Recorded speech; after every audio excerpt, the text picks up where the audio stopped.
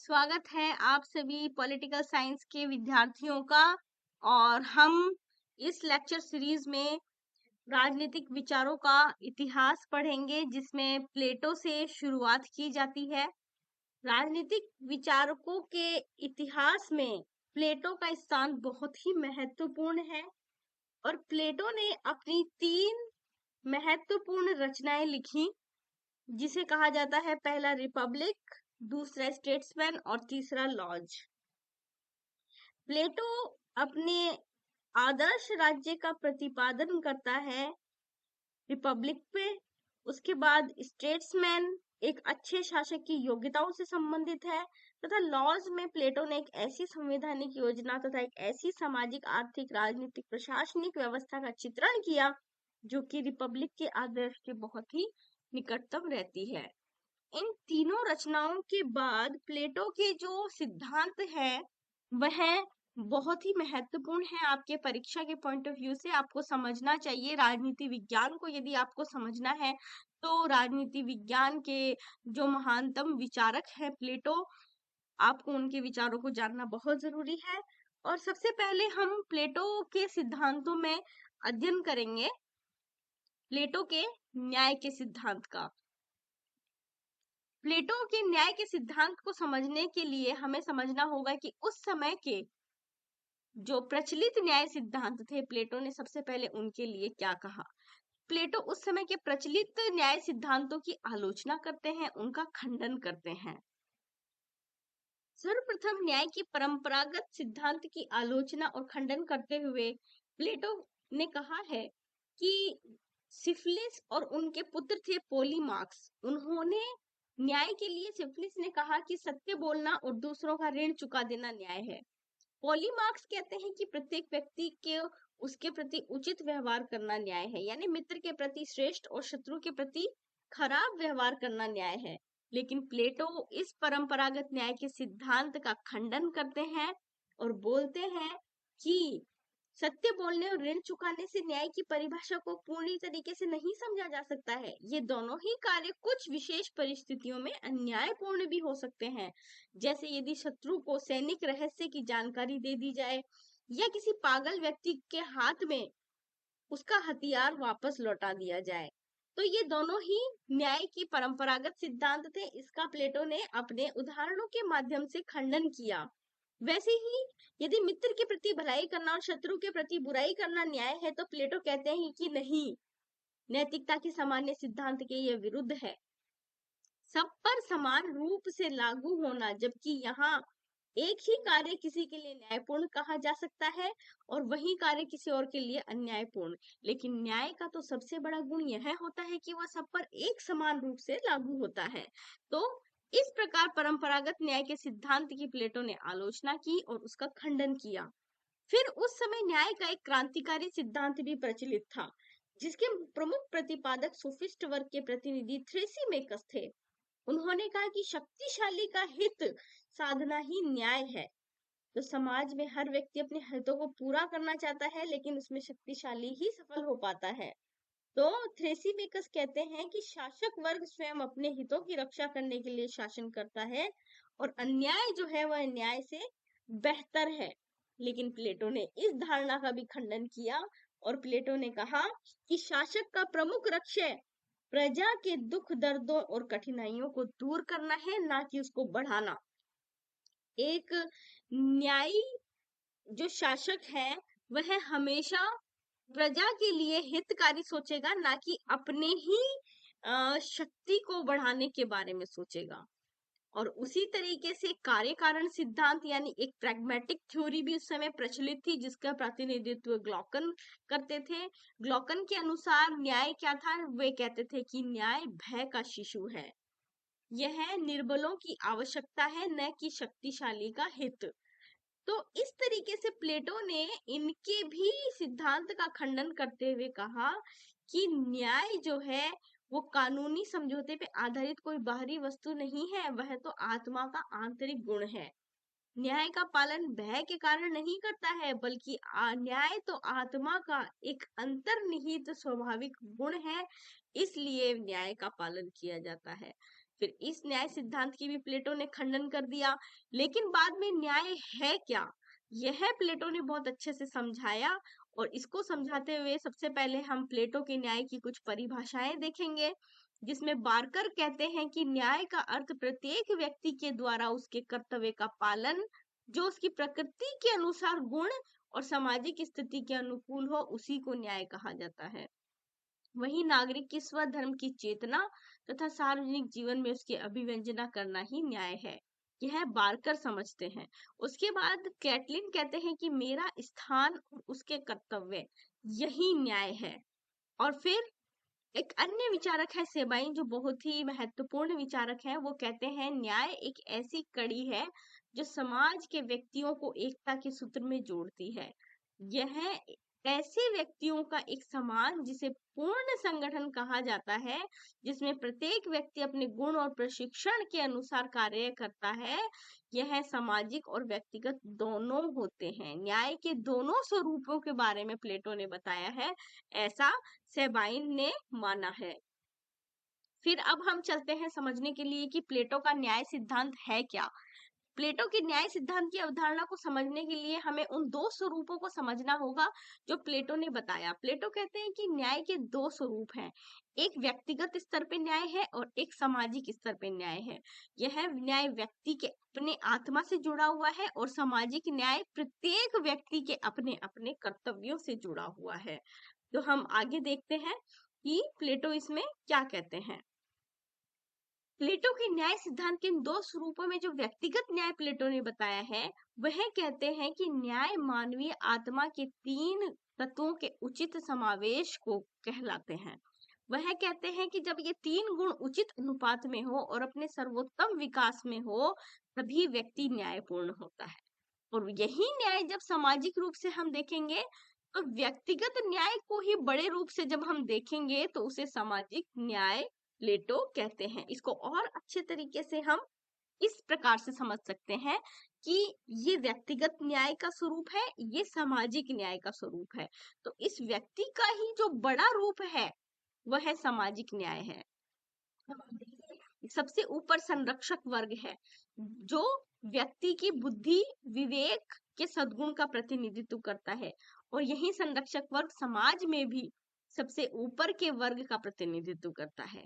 फिर इस व्यक्ति की भुजाओं से सैनिक वर्ग का प्रतिनिधित्व होता है, अर्थात भुजाओं में साहस शौर्य बल यह विद्यमान रहता है। वहीं समाज का यह दूसरा वर्ग सैनिक वर्ग बनता है।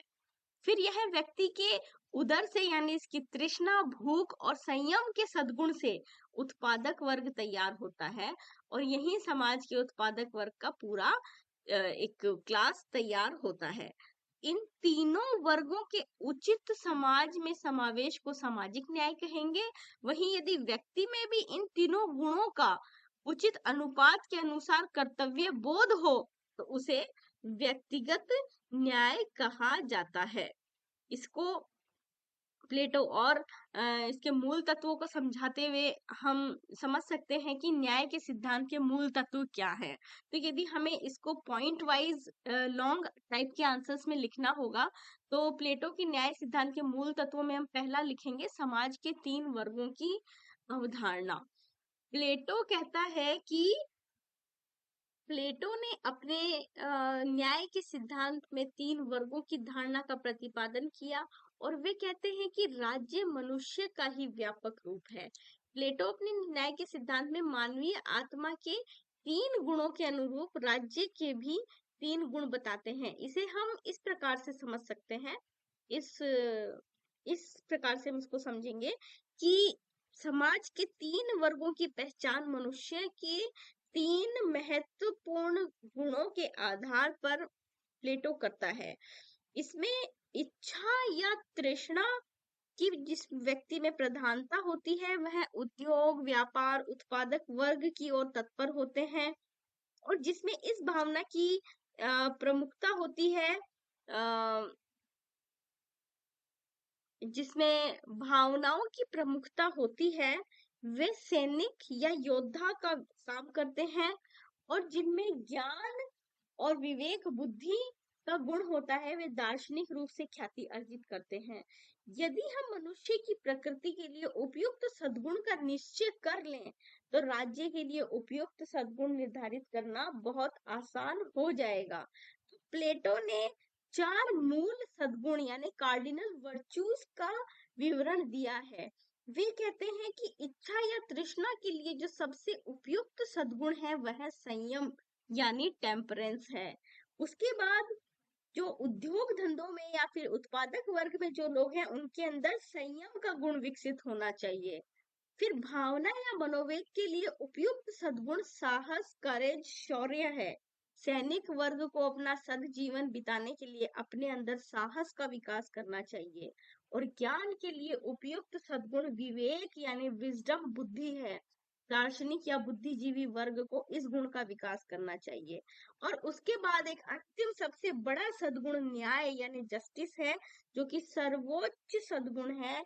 और यह समस्त सद्गुणों के उपयुक्त संयोग, उपयुक्त अनुपात के होने का सूचक है।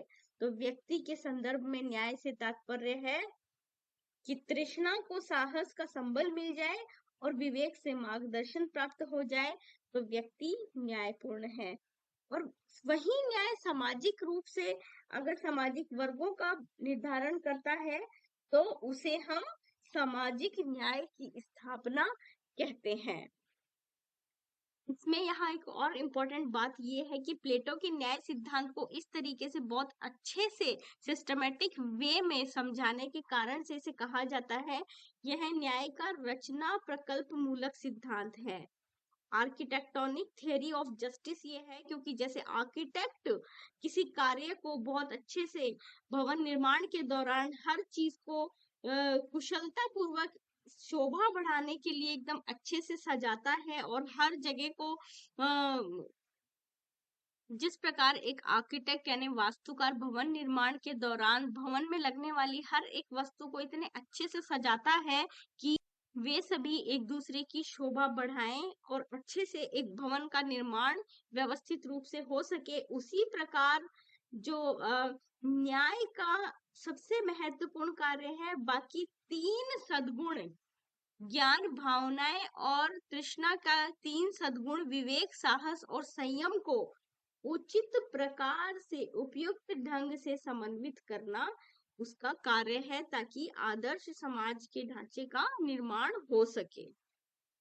प्लेटो के न्याय सिद्धांत के मूल तत्वों में दूसरा महत्वपूर्ण तत्व है श्रम का विभाजन। तो प्लेटो अपने सामाजिक और व्यक्तिगत न्याय के अंतर्गत आत्मा के 3 गुण यानी विवेक, साहस और तृष्णा को तृष्णा के प्रत्येक गुण का प्रतिनिधित्व करने वाले 3 वर्गों की बात करते हैं। उन तीनों वर्गों में अलग अलग कार्यों का बंटवारा किया जाता है जिसे श्रम विभाजन कहा जाता है। प्रशासक वर्ग जो अपनी बुद्धि और ज्ञान के बल पर कानून का निर्माण करते हैं और राज्य के प्रशासन को चलाते हैं, और इसीलिए प्लेटो इन्हें परफेक्ट गार्डियन क्लास कहता है। और फिर सैनिक वर्ग जिनमें साहस के तत्व की प्रधानता होती है, इनका काम होता है राज्य की रक्षा करना, शत्रुओं को युद्ध में परास्त करना। फिर उत्पादक वर्ग राज्य की आर्थिक नींव कहलाती है। इसमें कृषि मंत्री, व्यापारी, कलाकार, जुलाहे इत्यादि आते हैं। इनके अंतर्गत इंद्रिय तृष्णा तत्व की प्रधानता होती है। इनका काम होता है उत्पादन में लगे रहना। तो ये 3 प्रकार के श्रम के आधार पे 3 प्रकार के वर्गों में श्रम के विभाजन को ही प्लेटो अपने इस न्याय के सिद्धांत के मूल तत्वों में शामिल करते हैं। उसके बाद है विशेषज्ञता का सिद्धांत। व्यक्ति को जब अपनी आत्मा के गुणों के अनुरूप और उसके अनुसार ही शिक्षा का काम मिले और तो वो उसे बहुत अच्छे ढंग से संपादित करता है और साथ ही साथ उसमें विशेषज्ञता प्राप्त कर लेता है। प्लेटो कहते हैं कि जिस कार्य के करने की प्रकृति प्रदत्त सर्वोत्तम प्रतिभा व्यक्ति में हो उसे वही कार्य करना चाहिए। इसे ही विशेषज्ञता का सिद्धांत कहा जाता है और यह उनके न्याय सिद्धांत के महत्वपूर्ण मूल तत्वों में से एक है। उसके बाद हस्तक्षेप का सिद्धांत। समाज के प्रत्येक वर्ग के व्यक्ति अपने कार्य में लगे रहें और किसी अन्य के कार्य में हस्तक्षेप न करें। इस संबंध में प्लेटो ने दूसरे के कार्य में हस्तक्षेप के 2 कारण ढूंढे। पहला कारण था परिवार और दूसरा कारण संपत्ति। इसी आधार पर प्लेटो ने अहस्तक्षेप के सिद्धांत को कार्य रूप में परिणित करने के लिए संपत्ति और स्त्रियों के साम्यवाद की योजना प्रस्तुत की। तो व्यक्ति अपने कार्य में अहस्तक्षेप प्राप्त हो और अपने कार्य के अंतर्गत विशेषज्ञता प्राप्त करे, इसके लिए समाज में उसे संपत्ति और परिवार जैसे ऐसी चीजों से दूर रखना होगा जो कि उसे अपने कर्तव्य के रास्ते में आने वाली बाधाएं देते हैं। तो सामाजिक न्याय के सिद्धांत की हम 3 सीढ़ियां मान पाते हैं। एक है श्रम विभाजन, दूसरा अहस्तक्षेप और तीसरा विशेषज्ञता। उसके बाद है अगला मूल तत्व समाज में समन्वय स्थापित करने का सिद्धांत। प्लेटो अपने सामाजिक न्याय के सिद्धांत को व्यक्तिगत न्याय के सिद्धांत के अनुरूप बताते हैं और कहते हैं कि जब समाज के सभी व्यक्ति अपने अपने कार्य को श्रेष्ठतम रूप में पूरा करेंगे, राज्य में आत्मा के तीनों गुणों का पूर्ण विकास होगा। एक वर्ग के अपने एक गुण के विकास से दूसरा वर्ग लाभान्वित होगा। इस प्रकार समन्वित रूप से तीनों गुणों का जब पूर्ण विकास होगा और जिसका उपभोक्ता उस राज्य का प्रत्येक व्यक्ति होगा, तो सामाजिक न्याय व्यक्तिगत न्याय के ही वृहद रूप में परिलक्षित होगा। अगला है प्लेटो के न्याय सिद्धांत की प्रमुख विशेषताएं। न्याय सिद्धांत की प्रमुख विशेषताओं में हम देखते हैं, तो ये है प्लेटो के न्याय सिद्धांत के प्रमुख मूल तत्व। अब हम प्लेटो के न्याय सिद्धांत की विशेषताएं देखते हैं। प्लेटो के न्याय सिद्धांत की विशेषताओं में हम सबसे पहले यह देखेंगे कि उन्होंने किन आधारों पर अपनी विशेषताएं प्रदर्शित की हैं। पहला जो है वह प्लेटो अपने न्याय सिद्धांत के बारे में कहते हैं कि ये बाहरी नहीं आंतरिक है। यह जो उत्तमता है वही न्याय है। तो उत्तमता जो है वह आत्मा का गुण है और आत्मा बाहर से नहीं देख सकते, वह अंदर की चीज, अंदर की वस्तु, आंतरिक वस्तु है, व्यक्ति के अंदर का जो तत्व है उसी से न्याय की स्थापना होगी। प्लेटो का यह मानना था। तो न्याय जो है वह आंतरिक है, बाहरी नहीं है। फिर प्लेटो कहते हैं कि ये जो है न्याय सिद्धांत है वह स्थूल नहीं है, वह सूक्ष्म है। प्लेटो कहते हैं कि जो आत्मा है वह कोई स्थूल नहीं है, वह सूक्ष्म है और आत्मा का तत्व जो है वह तो बिल्कुल सूक्ष्म है, वो तो दिखाई ही भी नहीं देता है। तो लेकिन व्यक्ति अपने गुण और सद्गुणों के अनुसार यदि अपने कर्तव्य का पालन करता है और अपने आंतरिक गुण को पहचान के उसके अंदर के सद्गुण का विकास करता है, तभी न्याय स्थापित होता है। तो यह कोई स्थूल वस्तु नहीं है, यह बहुत ही सूक्ष्मता से समझने वाली बात है। तो न्याय सिद्धांत की दूसरी विशेषता ये हुई। उसके बाद तीसरा है राज्य व्यक्ति का ही वृहद रूप है। यह प्लेटो के न्याय सिद्धांत का सबसे बहुत ही बेसिक पॉइंट है कि न्याय सिद्धांत में व्यक्ति को समाज का एक अंग माना गया है और राज्य से पृथक व्यक्ति का कोई अस्तित्व नहीं माना गया है। और जैसे व्यक्ति है उसी का बड़ा रूप राज्य है। वो हमने आपको पिछली स्लाइड में बताया था कि कैसे व्यक्ति है और उसका बड़ा रूप राज्य कैसे बनता है, ये हमने पहले पीछे एक्सप्लेन कर लिया है। फिर चौथा है न्याय का सिद्धांत श्रम विभाजन के सिद्धांत पे आधारित है। यह भी हमने पीछे पढ़ लिया है कि प्रत्येक व्यक्ति अपनी प्रकृति के अनुसार एक ही कार्य करेगा और दूसरे के कार्य में हस्तक्षेप नहीं करेगा। फिर अहस्तक्षेप का सिद्धांत, ये भी हमने पीछे पढ़ लिया कि नकारात्मक दृष्टि से अहस्तक्षेप के सिद्धांत पर यह आधारित है और इतना व्यवहारिक है कि अपने आदर्श राज्य में उन कारणों को दूर कर दिया जाता है जिसके व्यक्ति प्रलोभन में आकर दूसरे के कार्य में हस्तक्षेप करता है। यानी परिवार और संपत्ति, इन दोनों के साम्यवाद की वजह से आराम से एक समाज में हस्तक्षेप स्थापित हो सकता है और जिससे न्याय आ जाएगा। फिर है दार्शनिक शासक। प्लेटो न्याय के सिद्धांत को सर्वोत्कृष्ट रूप में व्यवहार में देखने के लिए दार्शनिक शासक की व्यवस्था स्थापित करते हैं और उनके अनुसार पूर्ण न्याय तभी संभव है जब शासक दार्शनिक होगा और दार्शनिक शासक विवेकशील होगा, उसे प्रत्येक के कर्तव्य का बहुत अच्छे से ज्ञान होगा, वह प्रलोभनों से दूर होगा तो न्याय की स्थापना करेगा। फिर है नैतिक सिद्धांत। तो न्याय का सिद्धांत हमने शुरू से हम देखते आ रहे हैं कि एक प्रकार का नैतिक सिद्धांत है, जिसमें किसी भी प्रकार की हिंसा या किसी भी प्रकार के हस्तक्षेप की कोई बात नहीं है। यह नैतिकता और आत्मा के गुणों से संबंधित है। तो ये पूरी तरीके से एक एथिकल थ्योरी है, एक एथिकल कॉन्सेप्ट है, जिसमें मानव को अपनी आत्मा से जुड़े हुए सद्गुणों का विकास करना है। फिर है सामाजिक समरसता का सिद्धांत। प्लेटो का न्याय सिद्धांत पूरे समाज को, अपने सामाजिक व्यक्तियों को एक सूत्र में बांधता है, और चाहे कर्तव्यों से ही सही, लेकिन सभी अपने कर्तव्य बोध से एक संगठित सूत्र में बंधते हैं। तो ये हुई प्लेटो के न्याय सिद्धांत की कुछ विशेषताएं। फिर हम इसकी आलोचनाएं देखते हैं कि यह बहुत से विचारकों को अव्यवहारिक सिद्धांत लगता है। बार्कर कहते हैं कि प्लेटो का न्याय वस्तुतः न्याय नहीं, यह केवल मनुष्य को कर्तव्यों तक सीमित रखने वाली भावना है, यह कोई ठोस कानून नहीं। तो इस वजह से न्याय का सिद्धांत अव्यवहारिक हो गया है। तो कुछ विचारक इसे अव्यवहारिक मानते हैं। फिर है दार्शनिक वर्ग को समस्त शक्तियां देना अनुचित। प्लेटो ने शासन संबंधी समस्त शक्तियां एक दार्शनिक वर्ग को सौंपी है, जिसे बहुत से विचारक अनुचित मानते हैं, क्योंकि यह सत्ता के एकाधिकारवाद और सर्वाधिकारवाद को प्रोत्साहन देता है। नेक्स्ट है कि गुणों के निर्धारण का कोई सही आधार नहीं है। मनुष्य में कौन से गुण की प्रधानता है, इसका निर्धारण किस आधार पर होगा, प्लेटो ने इसका कोई आधार प्रस्तुत नहीं किया। ऐसे किसी आधार के अभाव में व्यक्ति के गुण निर्धारण का आधार जन्म बन सकता है। फिर ऐसी स्थिति में क्या गारंटी है कि दार्शनिक शासक का बेटा भी उतना ही विवेकशील हो। अतः प्रकृति के गुणों के मापने का कोई सही मानक न होने के कारण इसे अव्यवहारिक माना जाता है। फिर है अनुभव का कोई विशेष महत्व नहीं है।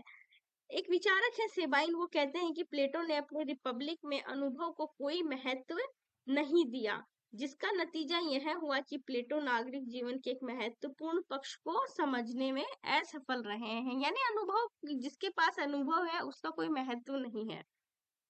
फिर है सामान्य जनता पर अविश्वास। प्लेटो ने अपने न्याय सिद्धांत में वर्गीय विशेषाधिकारों को भी न्यायोचित ठहराया है। वे सामान्य जनता की बौद्धिक जो क्षमताएं हैं उन पर विश्वास नहीं करता है। जिस प्रकार एक रोगी को डॉक्टर के अधीन कर दिया जाता है, वैसे ही प्लेटो जो है दार्शनिक वर्ग के अधीन पूरे समाज को कर देता है। तो सामान्य जनता पे की क्षमताओं पे वे कोई विश्वास नहीं करते हैं। फिर है व्यक्ति के पूर्ण विकास के लिए अवसर का अभाव है। प्लेटो की न्याय व्यवस्था में केवल एक ही वर्ग के गुण के विकास के लिए वह बाध्य है, और दूसरी संभावनाओं के विकास के लिए वे कोई अवसर नहीं देते हैं। और यहाँ तक कि प्लेटो ने खाली संरक्षक वर्ग के लिए शिक्षा व्यवस्था रखी है, उत्पादक वर्ग को शिक्षा व्यवस्था से वंचित किया है, जो कि थोड़ा सा आज के परिप्रेक्ष्य में भी गलत दिखता है। फिर है व्यक्ति के अधिकारों और स्वतंत्रता की रक्षा की गारंटी का अभाव। प्लेटो का न्याय सिद्धांत में दंड व्यवस्था का अभाव है। एक तरफ दंड व्यवस्था के अभाव में सार्वजनिक शांति और व्यवस्था कायम रखना असंभव है, दूसरी तरफ प्लेटो ने कहीं भी व्यक्ति के अधिकार, उसकी इच्छा और स्वतंत्रताओं का उल्लेख नहीं किया है। फिर ये थोड़ा सा आज के विचारक कहते हैं कि वर्तमान काल के लिए भी अनुपयुक्त लगती है। प्लेटो के न्याय सिद्धांत की जो धारणा है, आज के परिप्रेक्ष्य में उसे पूरी तरीके से नहीं उसको अप्लाई किया जा सकता। संप्रभुता का अभाव। संप्रभुता का अभाव। न्याय सिद्धांत में अधिकार, सत्ता या संप्रभुता का कोई आभास नहीं मिलता, जबकि आधुनिक राज्यों की मूल विशेषता ही संप्रभुता है, और संप्रभुता के आधार पर ही अंतर्राष्ट्रीय स्तर पर न्याय के अस्तित्व को स्वीकार किया जाता है, और राज्य की न्यायपालिकाएं न्याय प्रशासन का संचालन करती है। फिर इसे कहा जाता है कि प्रजातंत्र का विरोधी। प्लेटो के न्याय सिद्धांत का थोड़ा सा रूप ऐसा भी बताया जाता है कि प्रजातंत्र के मूल सिद्धांतों का ये विरोधी है। इसमें अल्पसंख्यक वर्ग को राजनीतिक सत्ता का सर्वेसर्वा बना दिया जाता है, और बहुसंख्यक वर्ग इससे वंचित रह जाते हैं। तो यह थोड़ा प्रजातांत्रिक सिद्धांतों के विरोधी प्रतीत होता है। ये तो थी प्लेटो के न्याय सिद्धांत की कुछ आलोचनाएं, लेकिन प्लेटो का न्याय सिद्धांत पूरी तरीके से भी आप नहीं कह सकते कि आलोचनाओं के लिए परफेक्ट है। ऐसा नहीं है। प्लेटो का जो न्याय सिद्धांत है उसने आगे के राजनीतिक दर्शन को बहुत मार्गदर्शन प्रदान किया, उसने एक आधार प्रस्तुत किया। और कहीं ना कहीं प्लेटो का जो न्याय है, जो वर्ग वर्गों के मध्य श्रम विभाजन, हस्तक्षेप और कहीं ना कहीं कर्तव्य और सद्गुणों के विकास की बात है, उससे प्लेटो ने एक आदर्श राज्य की बहुत अच्छी व्याख्या प्रस्तुत की, जो कि आगे जाने वाले जो राजनीतिक विचारक हैं उनके लिए बहुत ही महत्वपूर्ण साबित हुई।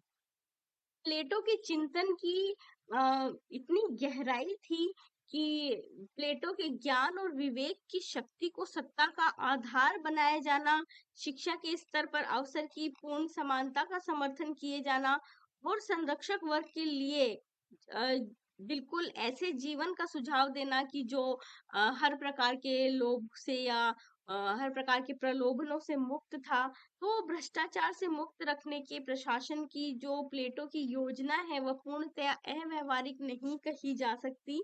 और प्लेटो का जो सिद्धांत है वो बहुत ही महत्वपूर्ण है, इसे पढ़ना चाहिए और इसको समझ के अच्छे से राजनीतिक विज्ञान के विचारों को समझने की और अच्छे से प्रयास किया जाना चाहिए।